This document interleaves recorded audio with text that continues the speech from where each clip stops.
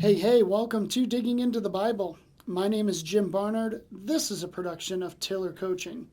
All right, well, it's day 44, or if you're from St. Louis, it's day 44. Ooh, St. Louis. Speaking of which, Lion's Choice, famous roast beef sandwiches, famous seasoning. Don't sleep on it. Put it on everything, literally everything. I'm so sorry. Do you think that Lion's Choice would just be a sponsor of this podcast? Because at this point I feel like they owe me at least a few roast beef sandwiches, king size, of course. Anyways, I don't have any better of a lead-in than that for today. With that, let's go ahead and dig in to Matthew chapter 16, starting at verse 1. And the Pharisees and Sadducees came, and to test him they asked him to show them a sign from heaven.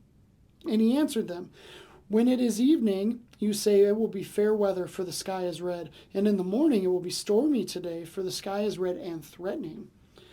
You know how to interpret the appearance of the sky, but you cannot interpret the signs of the times.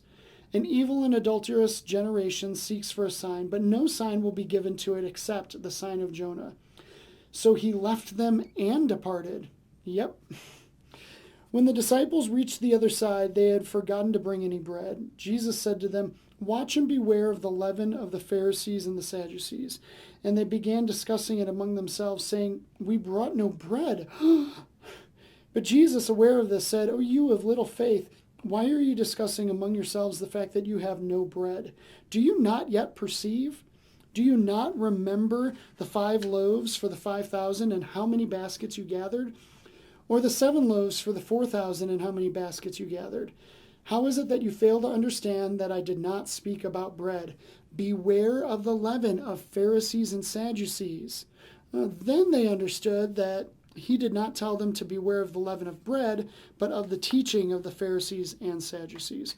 So there's so much to cover here, man. And obviously it starts with the boldness of the Pharisees to come back to Jesus for a second time and demand a sign. Like the first time didn't go that well, but yet here they are again doing it one more time.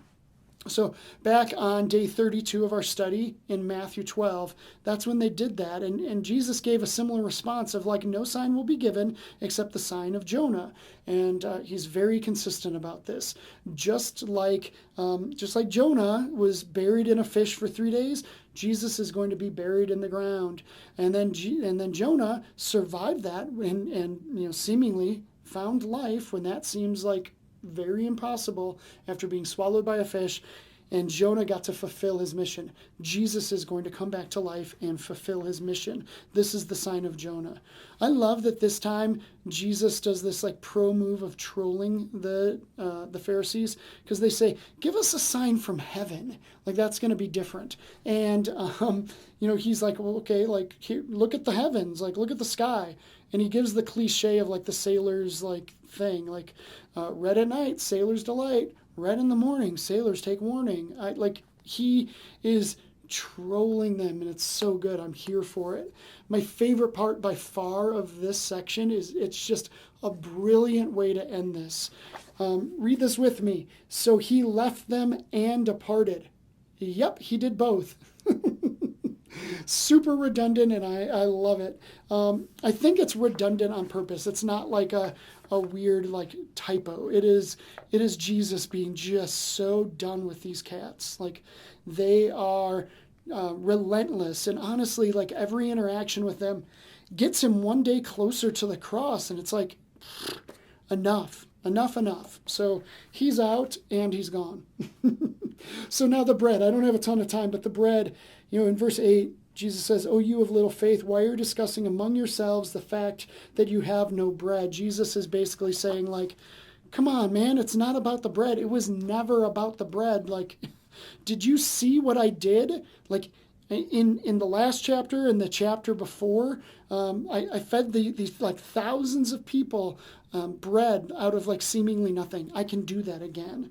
This next sentence is very telling about what it is about. If it's not about the bread, what is it about? And he says in this next sentence, do you not yet perceive?